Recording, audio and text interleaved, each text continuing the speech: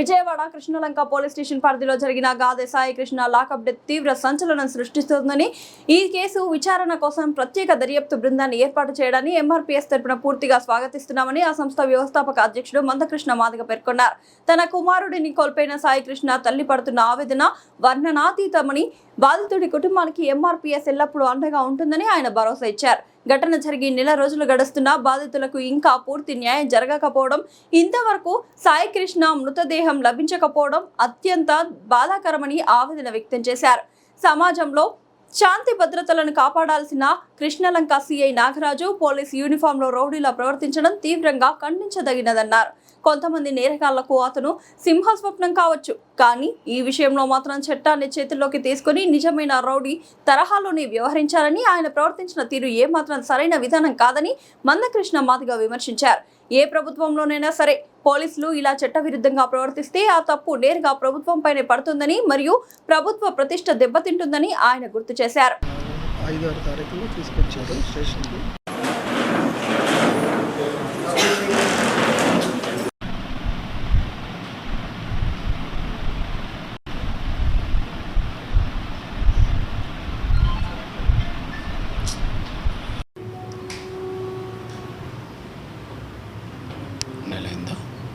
మే 9వ తారీఖు నుంచి ఇప్పుడు 6 నుంచి ఇప్పుడు దాకా జూన్ 2వ తారీఖు దాకా జరిగింది.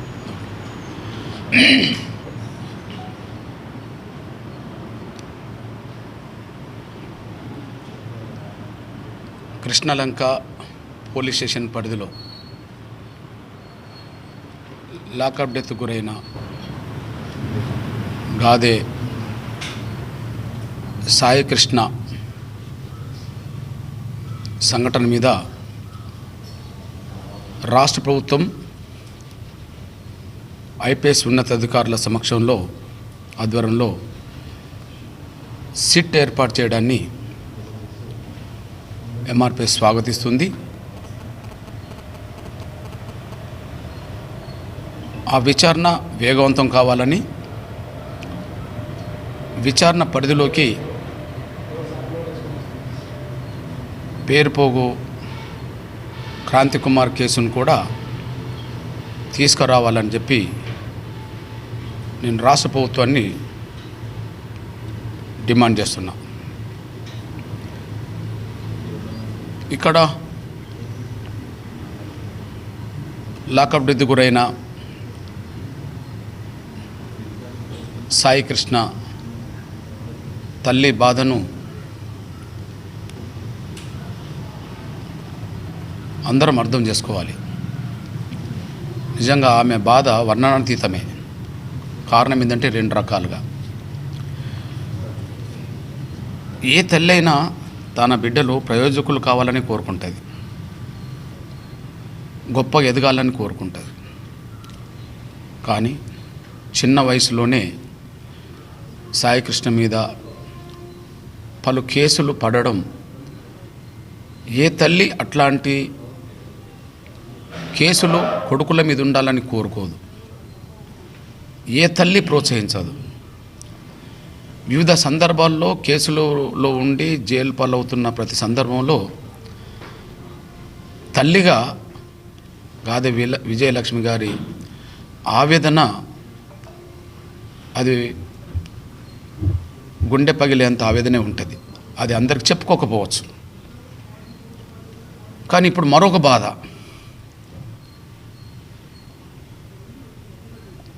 కొడుకు మీద పలు కేసులు ఉండవచ్చు, కానీ కేసు విచారణ పరిధిలో తీసుకెళ్ళి లాకప్ డెత్కు గురి చేసిన తర్వాత దాదాపు నెల రోజులు గడుస్తున్న కొడుకు డెడ్ బాడీ కూడా చూడలేని పరిస్థితిలో, నా కొడుకును చంపి ఉండవచ్చు, నా కొడుకుని ఎక్కడన్నా కాల్చే ఉన్నా కాలవచ్చు, కనీసం బూడిదన్న పంపండి అని చెప్పి ఆ తల్లి మీడియాలో కోరుతున్నదే. ఎవరికైనా అది కూడా ఒక వర్ణనాతీతమే. సాయి కృష్ణ కొన్ని కేసుల్లో ఇరకడం తల్లికి బాధే. సాయి కృష్ణ లాకప్ డెత్ గురై కనీసం డెడ్ బాడీ కూడా తల్లి చూడకపోవడం కూడా, కనీసం మీడియా ద్వారా నా కొడుకును ఏదన్నా చేస్తే డెడ్ బాడీ అని అప్పచెప్పండి, ఒకవేళ కాల్ చేస్తే బూడిదని అప్పచెప్పండి అనే మాట అంటున్నదంటే నిజంగా ఏ తల్లికి ఇట్లాంటి బాధ రావద్దు, ఏ తల్లి ఇట్లాంటి క్షోభకు గురి కావద్దు. ముందుగా నేను ఆ భావనతో ఉన్నా. అయితే ఖచ్చితంగా ఇందులో దోషి ఖచ్చితంగా సిఐ నాగరాజులో రౌడీలను అరికట్టమనే పేరుతో ఆ స్టేషన్ పరిధిలో ఆయనే పెద్ద రౌడీయిజం చేశాడు. కొంతమందికి సమాజంలో చూస్తే ఆయన రౌడీలకు సింహస్వప్నమని అనిపించుకునేంత ప్రచారం పొందాడు. కానీ స్టేషన్ పరిధిలోకి వచ్చిన కేసులను తన ప్రయోజనాల కోసం ఎఫ్ఐఆర్లు కట్టకుండా, కేసులు పెట్టకుండా చాలా కేసులు రౌడీల్లాగానే బెదిరింపులు చేసి వాళ్ళ పట్ల రౌడీజాన్ని ప్రదర్శించి అక్రమాస్తులు సంపాదించుకున్న పరిస్థితి కూడా ప్రచారంలో ఉన్నది. అట్లాంటి పరిస్థితిలో రౌడీజాన్ని అరికట్టాల్సిందే. రౌడీజం నిజంగానే ప్రమాదం. కానీ ఏది జరిగినా అది చట్టపరిధిలో జరగాలి.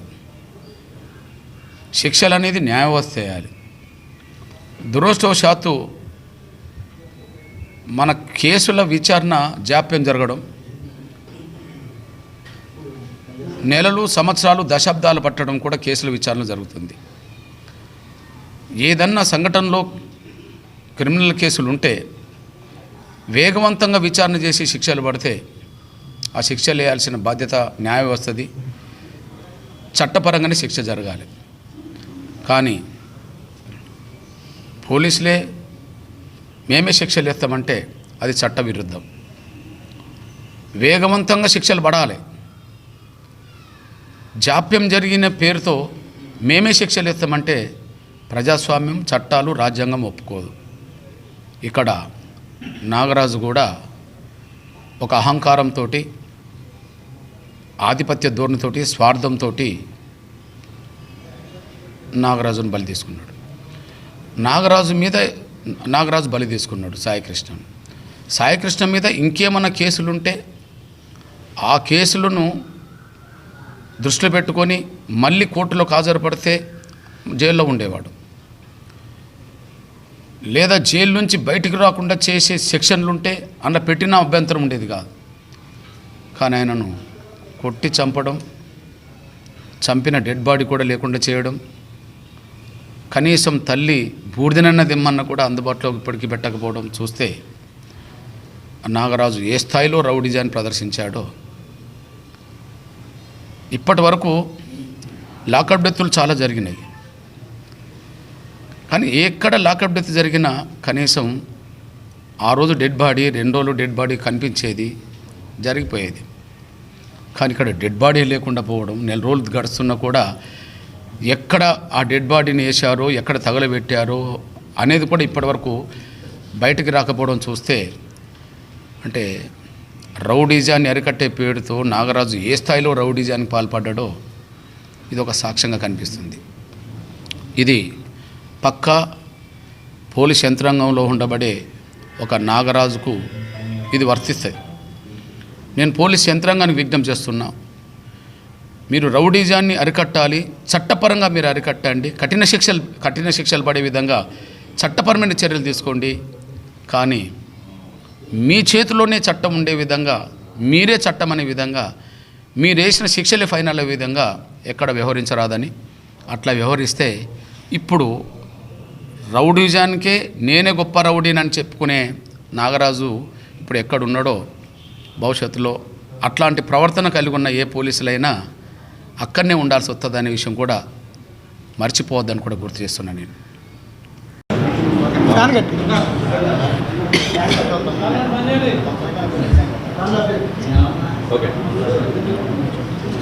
ముఖ్యంగా నేను గాదే విజయలక్ష్మి గారి తమ్ముడిని, గాదే సాయికృష్ణ గారి మేనమావని.